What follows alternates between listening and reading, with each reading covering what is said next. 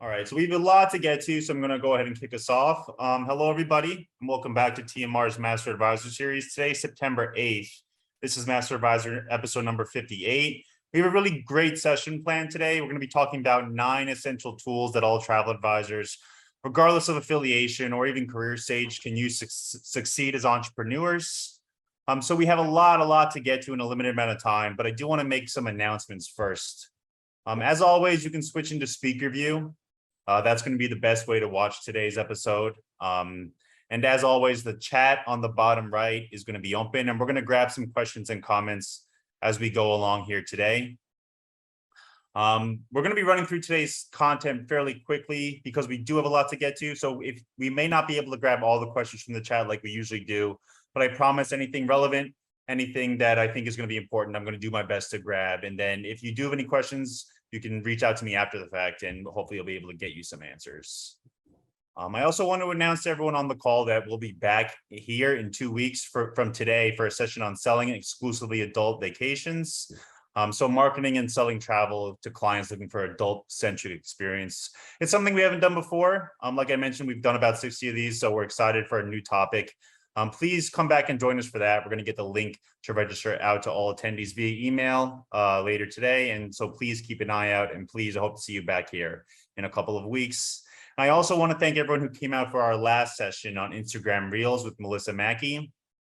That was a really fun session. And for those of you who didn't see it and want sort of a hands-on intro to Instagram Reels, you can rewatch that on our YouTube page. And we're going to drop the link to that page in the chat now. If you like that content, you can help us continue to grow this community by subscribing to that page, which hosts all of our content, including all of these master advisors that you can watch for free on demand anytime and anywhere. So it's a great resource. So please, if you have the time, go ahead and check that out too. All right. So we do have a lot to get to. So I'm very happy to welcome our guest for today's episode, Toni Mcclelland. She's the Director of Host and Development at Brownell Travel. She spent years as a travel advisor before joining Brownell. She believes that an advisor needs more than great supplier relationships and destination expertise. And she's also a firm believer that winning in business is all about arming yourself with the right tools. And that's what we're going to be talking about today. So welcome, Toni, and thank you so much for joining us. Well, thank you. I'm excited to be here. So yeah, I know we do have a lot to get to. I want to get to all 9 tools today. I'm very much hoping we can do so, but so hoping we can just take a little bit of time at the beginning here for you to introduce yourself to everyone on the call, give us a little bit about your background and what your mission is now in your current role in the travel industry. Sure, happy to do that. Toni Mcclelland. I live in New Jersey. As you heard, I'm the Director of Hosting Development for Brownell Travel. I spent most of my career in non-travel, actually, 8 years at a startup, but the vast majority has been with very large companies. I spent 10 years at Procter & Gamble, ending as a director level with about 75 people under me in sales. I also spent time as the US lead for business development in a division of PepsiCo called SodaStream. And one day I woke up and said, this has been great. I've loved my career, but I love travel, and I think I would like to make travel my career. And I spent a long time looking into the best way to do that. And I chose the Brownell mentoring program. And I started in August of 2019, and that was fantastic. And then quickly, 6 months later, we had COVID. And so that really gave me an opportunity to stop what I was doing and learn about rebranding and marketing and all the tools that I needed to be a successful travel advisor. And I loved that. 2021 was a great year for me in terms of my career and growing my business and entrepreneurship. But then Brownell decided that they were going to invest in in this role. This is not about growing advisors talent as travel advisors, but really growing them as entrepreneurs. And so that was very exciting to me because I missed being part of that community. And my favorite part was talking to other advisors when I was an actual advisor. And so I just, decided to lean into it and took this role, and I absolutely love it. I've been doing it since last January, and I hope I'm making a difference in our advisor's life. I am sitting here in Austin at the beautiful Driscoll Hotel because we did live mastermind this week. And so we get together and we solve problems with each other. And I bring the business aspect of growing independent contractors. So it's been great. Yeah, so let's I do want to get into 9 tools. I know I keep mentioning it, but I just want to ask something you mentioned right there, Tony, is that you mentioned that you want to sort of have people shift into this entrepreneurial mindset. And I was hoping you could sort of describe to us what really, in your words, makes someone an entrepreneur as opposed to somebody else in the industry. No, that's a great question. So I would say that even with Brownell, everybody is an amazing advisor. They know what they're doing. We have great supplier relationships, all those things. But what they may or may not be missing is the key to growing their business. And those are the tools. We talk about business processes, and without these key tools, your processes just do not exist. And the key to that kind of success is using the tools to improve your business, if your efficiency, just increase your business practices so that they're robust. It's a better way to use them to communicate, and really just help organize your business so that you're ready to grow. And so that's that piece of it. Okay. All right. So I'm very happy to have you here, Tony. We are really excited to have you. We've done a lot of these hands-on ones, and this is another one I think are going to be extremely valuable for all the advisors on call. So let's get into it. I think we're going to just sort of do our best to get through all 9 of these tools today. We're going to give you a little introduction. What does it do? Why it's important? Hopefully we'll get some cost out of it. We have some links to drop in the chat too as we go along. So let's get started with the first tool, which I know is a tool a lot of advisors are very familiar with, but I know maybe some new to the industry ones aren't necessarily have knowledge of it. And that's Travel Joy. So if I had to pick one single tool in my arsenal, besides the regular CRM that we all use attached to our, we're Virtuoso or something like that, we use client-based, but taking that off the table, if I had to pick one tool in my arsenal, it would be Travel Joy. And when you think about the client journey from that first discover call to post-trip, that is where, like, literally Travel Joy can affect every bit of your client's experience. And so when people say, well, what exactly is it? It's really a sophisticated digital trip planning tool, and it saves advisors time. It keeps them organized. You can utilize the invoicing, the reporting. For me, the task template that I created that drops in, let me sleep at night, did not, prevented me from forgetting everything. It allowed me to send discover call notes, but then in one email, instead of 5 or 6 emails, I can include things like passport validity, here's my terms and conditions, and also allowed for a credit card signature at the end. So you didn't have to, so I don't know if people are paying for, say, right signature. They don't have to do that because it's sort of included in this tool.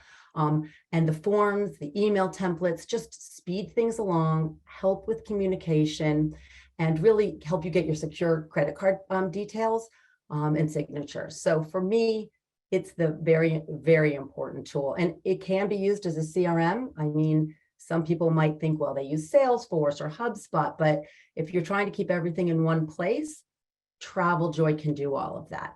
Yeah, I'm just curious. I know you mentioned you're fairly comparably new in your role. Has it been a difficult process to introduce Travel Joy to a lot of advisors? Have they been hung up on sort of what it does and why they need it? Is that a common conversation you've had to have? That is such a good question. So thank you for asking that. Some advisors were already using it, so that was easy, but they weren't using it to the fullest potential. So that first group really is excited to lean in and, oh, I can do reporting or I can do invoicing they didn't know about.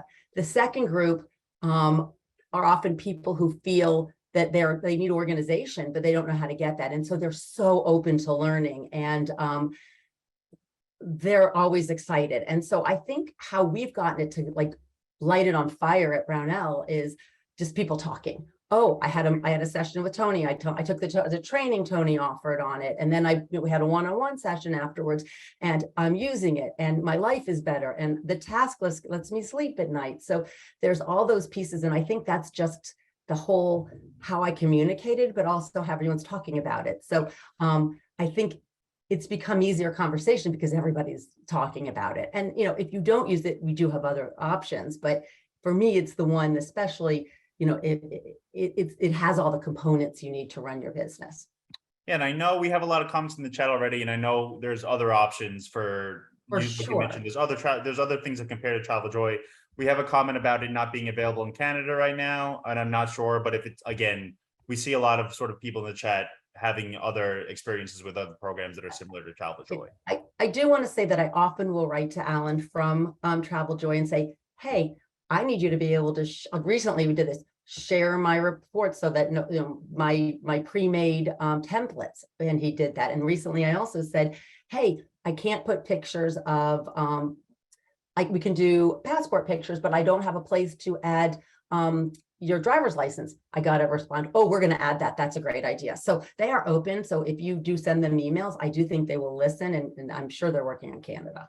All right, so just to review quickly, so the first tool is Travel Joy, and we're using that to stay organized while running our business. Task list, you can do invoicing, you can report, and it gives it functionality to include your company branding, so you sort of continue that personal relationship with your clients. And your signature. I had an HTML signature. I put it in. It voila. Every email looked professional. Yeah. All right, so hopefully we've answered all the questions. I know there's other issues. Yes, it is Travel Joy. I know there's other comparable programs, but I guess this first tool we're going to use to stay organized and to do what we've sort of spoken about. The second tool I know is big, and I know, again, we're going to have a lot of different advisors using different programs in this, but it's Itinerary Builders. In particular, you took out, Tony, Access Travel app.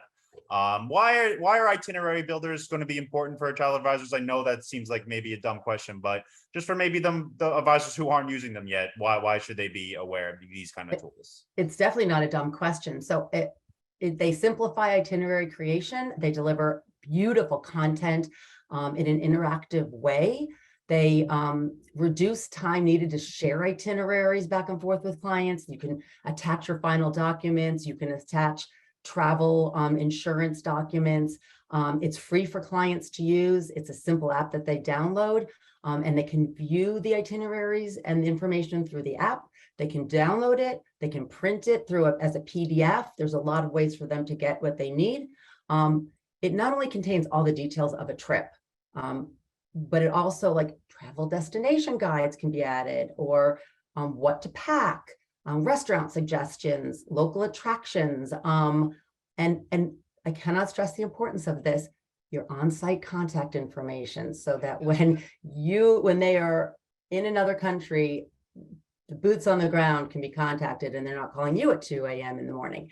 And I do think, for me and many people at Brownell, that Access is really a strong app for us. But of course, everyone should do their homework and maybe play with them, use the free trials, because there's Unmapped, there's Travify, and everybody might be looking for something different. So I suggest do your homework and find the one that's really best for you.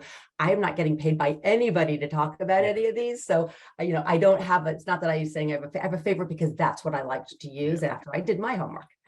Yeah, we know everyone has different favorites for different reasons too. And like I mentioned in the beginning of this call, these are all available to all travel advisors too. None of these are proprietary. None of these are only for those who are affiliated with certain hosts or consortia too.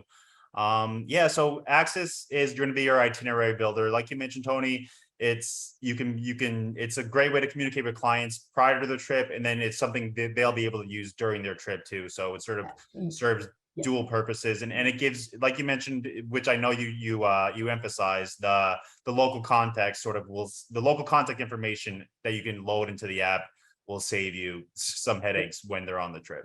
And you can actually communicate back and forth in the app. So when they're somewhere, on location, you can add things to the app, and of course they will see it. So as long as they're using the app and not have already downloaded the PDF, there's lots you can do with it. So if they don't have the app downloaded, you can just save the PDF and then email them or send them the PDF so they can use it separately. For sure. Okay. All right. All right. So again, we have others in there. And Axis, do you know if there's a cost to use Axis? There is a cost. I don't know exactly. I'm gonna guess around $300 or so per Okay. year. And that's, I think, just a side note, that's also the price for Travel Joy. Okay. But they're well worth the investment. And it's I paid it through an annual cost, so I saw it and forgot about it. Right. But I think the experience for you and your client make them worth the money. And I know once you pay the yearly cost for your membership, your clients have their membership, not their membership, but their clients have access to the app for free. It's free, totally free. So you're not asking anything of your clients. They just have to download the app if they want to actually use that, for sure. Yeah. All right. So we've gone through two. If any advisors have questions, we're trying to get to all of them. I know there's a lot of comments, and we love the interaction in the chat. So if anyone has any comments, we can grab them as we go along today. But let's move on to the third one, the third tool we're going to talk about. And you mentioned it in the beginning of the call. You mentioned Travel Joy being your favorite one of these tools.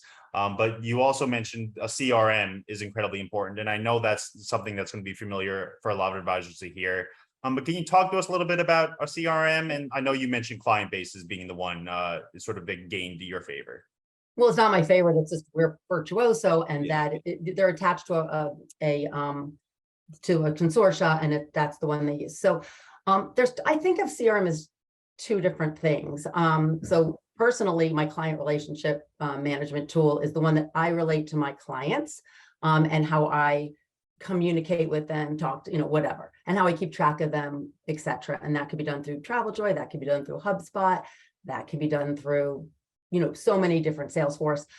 But when we're talking about a CRM, everybody is using them. It's how you get paid through invoicing. And so can't be forgotten because we all like to get paid. Virtuoso uses client base, Brownell uses client base, and that's where you store pertinent information about your client trips, names, addresses, credit card details if that's needed. And you can add travel preferences, marketing details. Again, it's important for invoicing and commissioning as we can pull reports.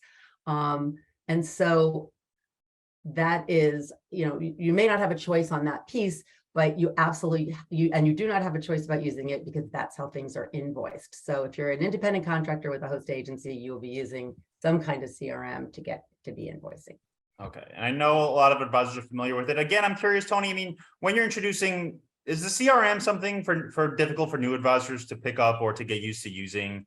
It seems to be such a big part of the business and such a big part of your day-to-day work that some people might find it intimidating, but is that your experience? It is intimidating, yeah, and it's not intuitive. Often, client base is not intuitive. So at Brownell, to help with that, we have an amazing our hosting department. You can just email them and they take care of it for you. So you don't have to do a lot of the invoicing or adding the res cars, etc.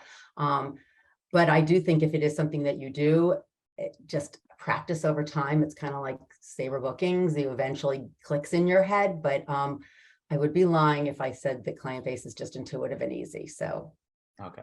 I mean, any advice on that when people do get frustrated using it? Is it something just you have to come to the realization that it's going to be a process and, mistakes are mistakes?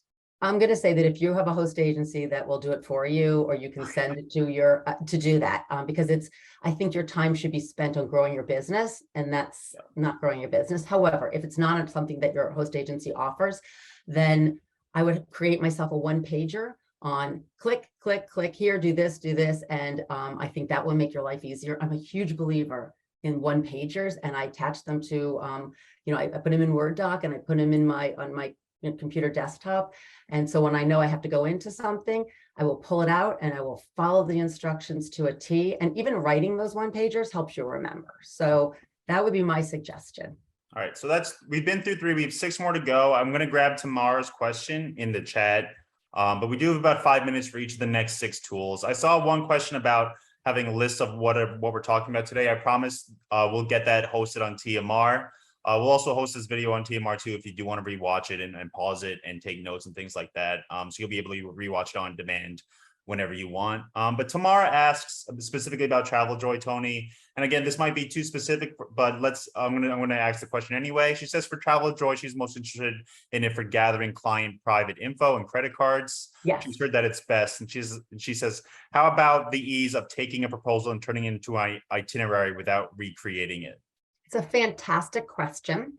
And so there are two thoughts on this. And so it's something you should play with. So you can either think about, if you have access, creating proposals on that, and then using that, once the proposal is sent, you can tweak it and use it. But Travel Joy has two other options. They have something called a smart proposal and proposal. And a proposal is very easy. Say you're working with classic vacations and they send you 2 or 3 Word docs that are quotes. You can actually go into the proposal, upload those docs, and send it in the proposal, send it to your client, and Travel Joy tabs it out. So you can actually say, hello, client, here's some options. You can hit the tabs. It'll take the Word doc and you can read them through, and you can actually say, yes, I'd like tab 2, please. The smart proposal is, I would say, the little sister to Access. It is no access, but it is very intuitive and easy to use. And you have options you have sections, and you can cut and paste your proposals, and you can actually do a proposal through Travel Joy as well. So it is a great question. And so I think the answer is it depends, and I play with it because it's not difficult. But Access does make a nice, beautiful proposal. And this does make a nice proposal. It's just different. And so yes, and try it all. Okay. So let's move on to the next one. Hopefully that answered your question, Tamara. But the next one, I know we're going to talk about accounting for a few minutes here. And I know a lot of individual advisors on the call are ICs, or they're small agency owners. So I know a lot of people are interested in automating or doing whatever they can to move their accounting processes along. And you said you've recommended QuickBooks as a good accounting software to use. QuickBooks, Quicken, anything of the like. You can use the online version, you can use the desktop version. So as I said, my job is to help everybody become entrepreneurs. And being an entrepreneur means fiscal responsibility, as you have a fiduciary duty to your own company. And so if you're okay on a spreadsheet and you do it every month and you keep track of everything and it works for you and you don't have employees, then keep doing it. There's no world where I'm telling you need to be in a system. But what I am saying is, when your business grows and it becomes more complicated, and you're going on fam trips, or EDUs as we call them, and you're expensing things, and you have an employee, or you're purchasing things for your business, or you have a credit card through your business, then QuickBooks is an awesome way to keep track of your financial health of your business. It also helps you make good decisions. You can go through your finances, look through your reports, and think, I'd like to go on a fam trip. Where is there a value to me? What have I spent this year? Pull that report. How much have I made versus what have I spent? What are my liabilities? And maybe even look at your pipeline, and you can make really good decisions. And without having that sort of look into your finances, it's hard. And so you're kind of at the seat of your pants. And so I loved looking at, like, analyzing my cash flow, looking at my marketing and spend, budgeting through it. And so it's not that difficult to set up, and you can actually run your payroll if you have an employee or 2 or 3, whatever, pay bills. And I, managed my checking account through it. So honestly, I have to say that if you're doing it and it's working and you're not using QuickBooks and you don't plan on growing, that's okay, then continue. But if you plan on growing, or you are growing, QuickBooks is an amazing way, or Quicken, or any of these financial software, to manage your income and expenses and keep track of that financial health. Yeah, and I know I've been to a few conferences lately, and there's such a major focus on fintech now, that I know more and more tools are gonna come up to help to automate these kind of things. But Tony, you mentioned just sort of having the ability to overall look at your business and see where your spend is going and see if it's effective or not. We've had a couple of advisors on this series who spoke about doing that and making only making decisions when they have that kind of data available to them. And I think it's important for advisors to realize that these kind of programs will automate that and making those decisions a little bit easier. Yeah, I mean, you can say, oh, I spent XYZ in the last 6 months on my marketing, but my business hasn't grown. That might mean that you need to think about changing your marketing or whatever that is. But how can you make these decisions if you're not keeping track and been able to pull reports? And so really you're educating yourself to be a strong entrepreneur. Yeah, and I know so many businesses are growing now, but I have spoken to advisors who are still looking for the ways to grow their agencies now, even with this sort of boom in demand well underway. So having those, being able to sort of alter what you're spending, how you're spending is going to be important. We have a question from Chelsea, Tony, and again, this might be very specific, but she wants to know if QuickBooks connects to any of the CRMs or organizational programs, or is it independent? It's independent, but I'm going to be honest, you don't really need it in the CRM because you're not actually putting all your clients in. You're only, if you're with the host agency. I can't speak if you're not with the host agency. If you're with the host agency, the income coming in is just your once a month commission statement. So you don't need to have your res card. You don't need to break it down. And so it's really super easy. You have a credit, you might have a credit card, you might have an employee or a couple that you're paying. But when it comes to your income, it's often just that once a month commission statement that you're making. And you may, if you have income coming from other things, then that's different, but still easy. And you don't really necessarily need a part of your CRM, in my opinion. And then the last thing on this is, are you aware of the cost of there's an annual cost for this, or is it? I feel like everything's $300 a year. And I think it's plus or minus a little bit. And I think it depends if you're getting the online version versus the desktop. And I would say the online version works for a lot of people. I had the desktop, but that doesn't mean it was the absolute answer. It was just happened to be what I had. But if you have other people, you have employees or staff, then getting that desktop so everybody can get into it might work too.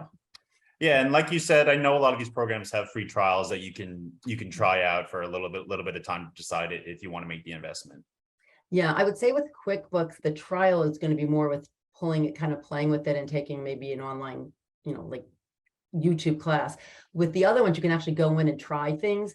I don't know that you're going to want to load up all your information and then lose QuickBooks, but you absolutely should go in and see what the reports are and how easy it is just to set things up. At Brownell, we did a training with someone. We actually brought them in from QuickBooks, and we just kind of set up exactly what a travel advisor debit credits would look like and so if you can just talk to someone who has it and what they're setting up, that would be really helpful for you, I think. So if you know somebody who uses it, talk to them. Yeah, and we have some comments in the chat. Again, you mentioned talking to your peers is always going to be important in this industry. So a lot of advisors I can already see have knowledge of this. Even Ashley's talking about the price. She said it's about $50 to $55 per month for after the trial for a basic essentials program. I'm not, I think it depends if you pay annually or not, and which program you pick. But maybe, I haven't bought it in a very long time, so I can't know for sure. All right, so we're a little behind. So let's move on to the next one, which is email marketing, which I know so many advisors are incredibly familiar with, whether it's through an individual program or through their host or their consortia or some other program. But email marketing, it's obviously going to be incredibly important. And you recommend Constant Contact as sort of one of the programs to turn to there. Sure. There's lots of different things. So being laser focused on turning your potential clients into paying clients or your previous clients into new trips should be top priority. Maybe once you've straightened out your travel joy and you have your finances in shape, well, that's how you're going to grow your business. Even if you have a referral business, just keeping in touch with your clients is, in my opinion, probably the most powerful thing you can do. And using email to do so is one of the most powerful ways to accomplish your growth goals. We at Brownell use Constant Contact, and so we have great deals for everybody, but there's certainly Send in Blue, there's other services. And so Constant Contact is a great one, but there's lots of good ones for you. But it's how you're going to nurture your client relationship in reality. So the ability to design newsletter templates, if send effective email campaigns, track your open results or your other results, create like dynamic sign-up forms, automate emails. All of those things can be done through a Constant Contact or another email marketing platform. So at Brownell, we use Constant Contact. So our marketing department creates white sheet, different kinds of campaigns, and then you can go in and customize it with your logo and your colors and just what you look like. And that, but I have to say that I just believe in sending engaging email or newsletter at least several times in a month. And I get a lot of pushback from people. Oh, that's too much. They're not going to want to hear from me. But in reality, if you sign up for a store, you might hear from them 3 or 4 times in a day. And while you don't want to risk that someone's going to say stop, unsubscribe, I think we have to remember that we are catering to people who love to travel, and they are interested in what you have to say. And if you make your emails not about selling every time, but about storytelling and about excitement and wow moments and things that you do that are special, that's going to go a long way to people wanting to open your emails. And when I decided to take this job, I just stopped doing my newsletter. I sent an email out, and I can't tell you how many I had. I don't know, 1,300 people on my warm lead list. How many people wrote, "I'm really disappointed I won't be getting something every week. It's my dreams. I've been keeping lists based on them." So I think people will be surprised. But I think that the important part here is that you have to utilize something like a Constant Contact or something that has robust services that can produce these customized and engaging email content for you. Yeah, and going back to the other tools too, Constant Contact, like you mentioned, will give you the data you need to make decisions about your email marketing. So if you want to change something up, if you want to do something different, you'll be able to realize what email is performing the best, however your customers are reacting to them, and then sort of cater to that kind of trend, right? Absolutely. And most of them, good ones, have dynamic sign-up forms. So you can have something embedded into your website. If you have a sales funnel, say, for example, and you have something that you're trying, that you want people to sign up for, whether it's a newsletter or whatever it is, you can embed that. The form will come through a Constant Contact or a Send in Blue, and they will be added to your list. And it's like a very automatic. I also had it sent out. I added people's dates of birth. And so an automatic birthday email went out every month, whenever I needed to be. I didn't have to do anything about it. Also, when someone signed up for my newsletter, I had it automated, which and believe me when I tell you, I'm not the most techie person, but they literally have great help videos on all these platforms. And I would have like a 1, 2, 3 automation. So on day 1, they would get, "Hey, thanks for signing up for this newsletter. Here, by the way, are some of my blogs that I wrote, and excited to have you. Here's some inspiration." And then 2 days later, they'd get something, and 3 days later, and then they would be added into my normal filter. And it sounds complicated and scary, but if I can do it, I feel like anybody can do it. Okay. All right. So we have about 16 minutes left. We have 4 more tools to get to. This next one I know is going to be good for advisors who are working in teams and maybe specifically working from home as a part of a larger team, and you're not all in the same place. But workflow management tools are going to be important for advisors who want to be able to communicate and want to be able to set deadlines and things like that. Yeah, I think the 2 best in class workplace management tools would be Asana and Basecamp. But I really, really, really want to stress these are mostly for groups. These are a way to communicate and assign tasks to several people. So if it's just you, I would suggest think about Travel Joy. You really probably don't need an Asana or a Basecamp. But if you're working on a team and you have trips and you're in charge of this, you talk to the on-sites, you create the access reports, you do this. They're wonderful, incredible, exceptional tools. They're cloud-based software, and they really allow anybody to work from anywhere and collaborate as a team on whatever personal devices they're using. And so very often, like a manager can create the tasks, and you can memorize them. So you don't have to recreate the wheel every trip. And so managers create tasks, they assign them to team members, and they set due dates. So a team member logs on and they say, oh, I have these assignments. These are when they're due. And then when they finish them, they click them. So the manager knows they're done. And so you'll get, they'll get notified in the inbox of upcoming due dates, which I think is great reminders, and the status of assigned work. So, and they're great for even in-person or remote teams. So if you're in person, but you're in an office, you're not going to stand there every day. You can see what's happening, and they're truly collaborative. So they really the best option for advisors with staff. Okay. And I know people might underestimate the population of advisors who would be able to use one of these tools too. And I know there's a lot of advisors on the call who work in larger teams too that are going to be wanting to sort of get a little more organized too. So that's important to know. The next tool I think is going to be incredibly important because we've done a lot of social media sessions on this, how to improve your social media, how to connect with clients on social media, things like that. And the pushback a lot of advisors on the call have always said is that I don't have the time to do social media every day when it's not giving me sales, when it's not making a direct impact to my business's bottom line. But these next tools hopefully will solve that, and their social media schedule. Yeah. I like to think life happens, and it gave me peace of mind to know that if I was traveling or I got busy or whatever, that my posts would go out and at a specific time and in a specific cadence.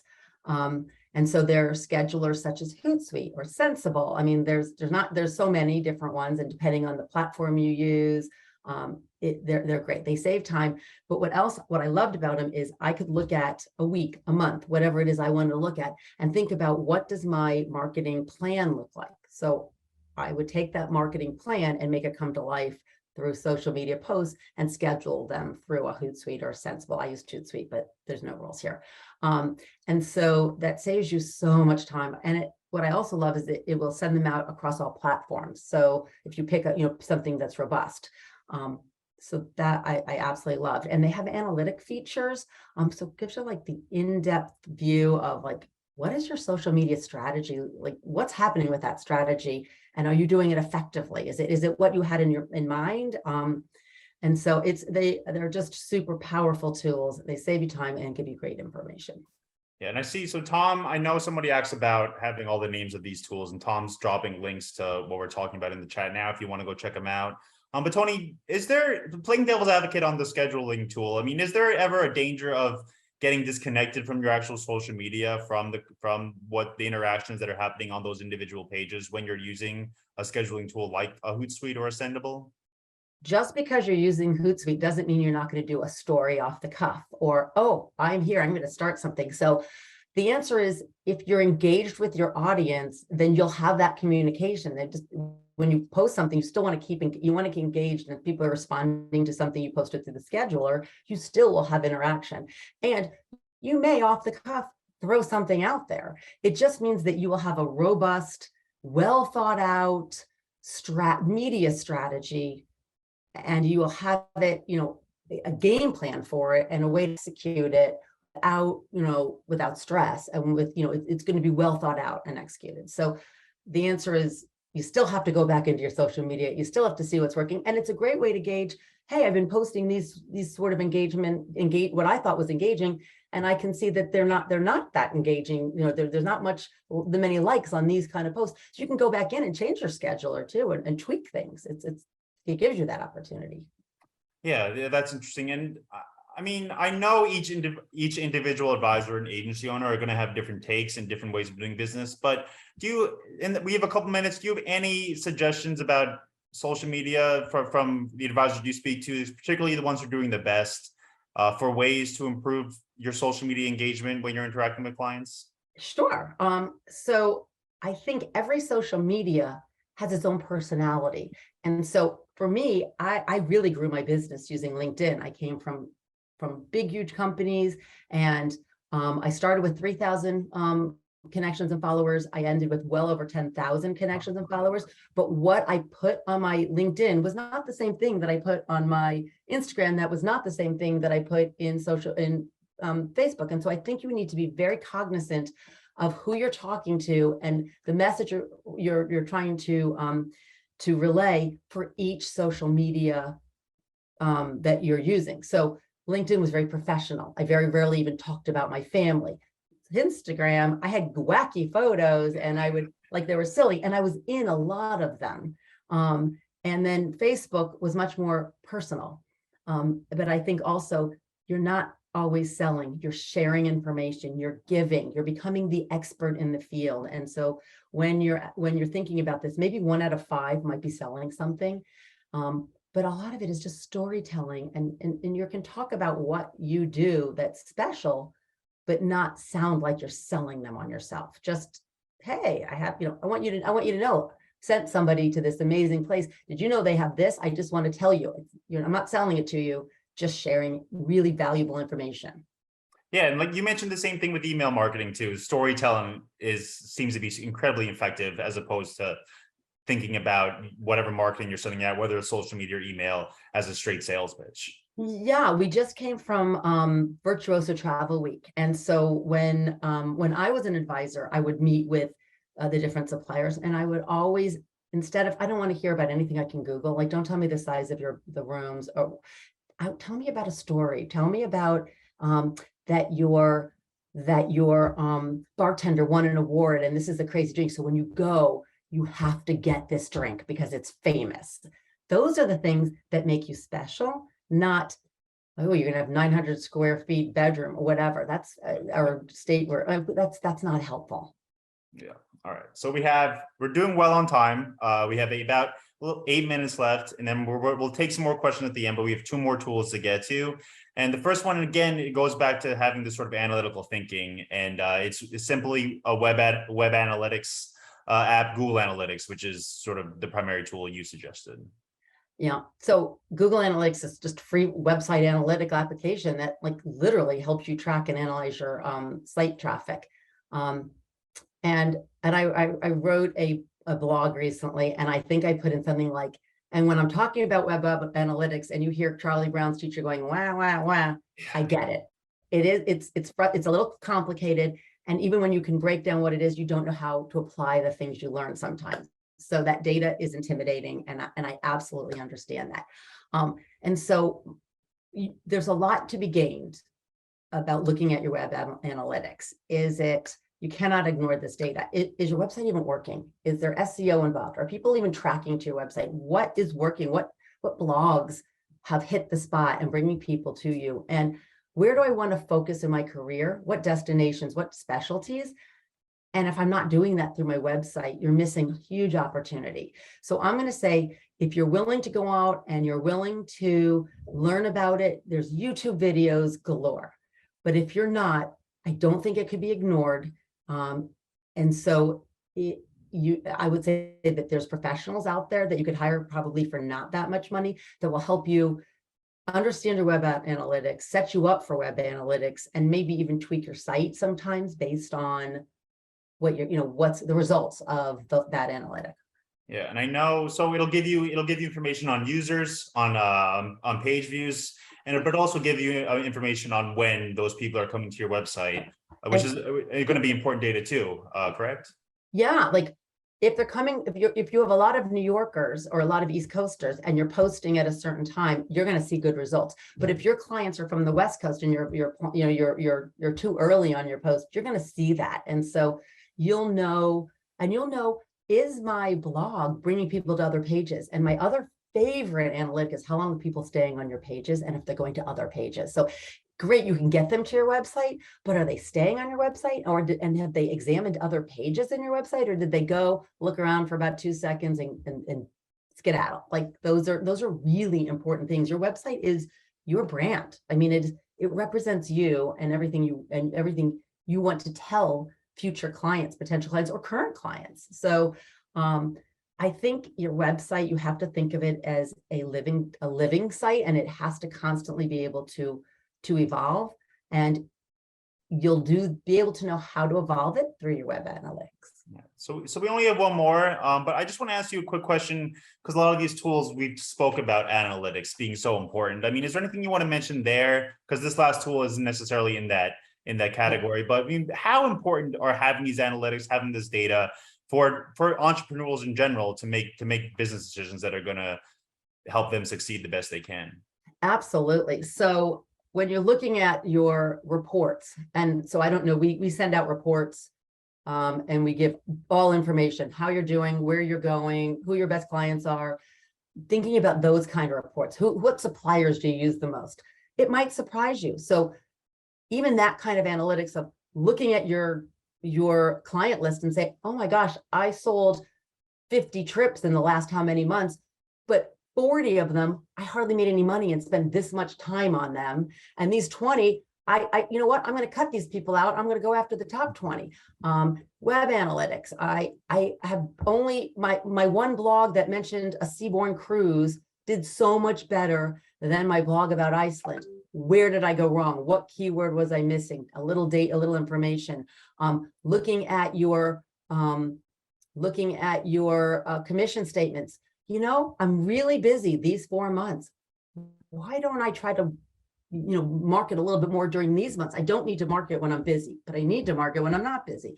And so I think going into the analytics, depending on whatever platform you're looking at it, your openers of your newsletter, whatever it is, with an open mind of, I'm going to learn something and I'm going to get better. And so that's kind of what I do. Like I'll sometimes get a call from someone saying, okay, here's this, but what do I do with this information? So if you don't have someone like me to talk to, then search it out on the web, do the homework, because it will be game changing for your business.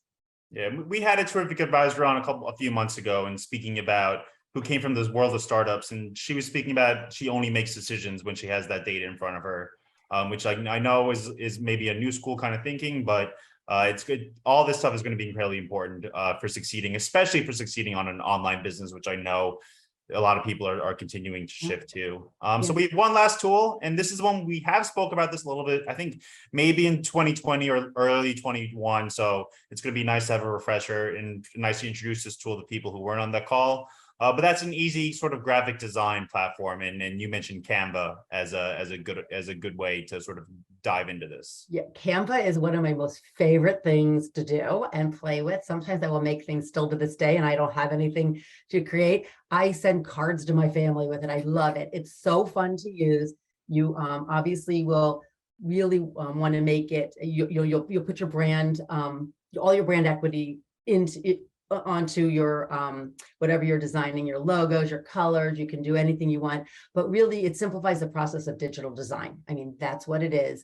And it's really intuitive. And if you want to do a Pinterest post, you just press Pinterest and it gives you the exact size you need. If you want to do Instagram, Facebook, I love to use it for your profile things in the back. So of LinkedIn or of Facebook, you can make it look your Facebook or your LinkedIn or your so professional. Like, so that is awesome. You will be on brand. The brand kit allows you to stay on brand. Let's be honest, visual content is probably the only way you're going to gain higher engagement rate with any posts or texts or emails that you do. If you have that beautiful visual content, that's going to go a long way in having people have an interest in what you have to say. It's so user friendly, and it's like you can do. I can do it on the phone. I can do it on my laptop. It is easier to work on a laptop, but I really feel like if you're going to be doing posts, you're going to be doing really anything that's going to be sending something that's client facing. It has to be beautiful, and Canva helps you do that. Yeah. So again, keeping everything parallel with your branding. You mentioned you can create your own banner images, which are going to be different sizes and things like that. Sheila in the chat mentions that it can be incorporated into Constant Contact as well. So you can use it in email marketing. So it's a really great tool. You mentioned it's easy to use, and it makes things look very professional, even though you might only be a one-person team.